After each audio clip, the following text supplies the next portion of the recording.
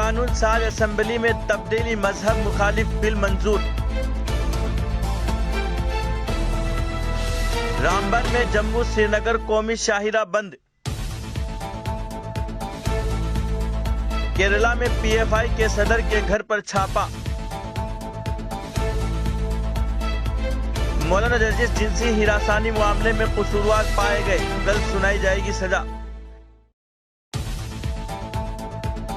अमानतुल्लाह खान की मुश्किलात में इजाफा।